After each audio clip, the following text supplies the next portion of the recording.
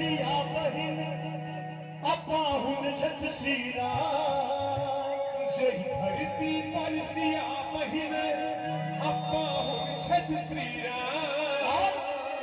वह नगर के वासी कि हम पावन मिथिला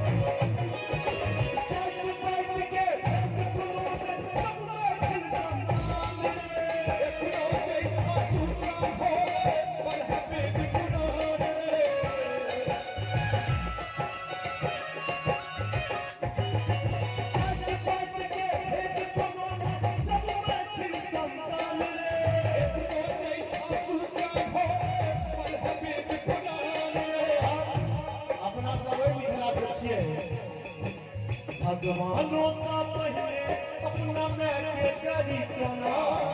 भगवानों का पहले अपना मैं के करी कना।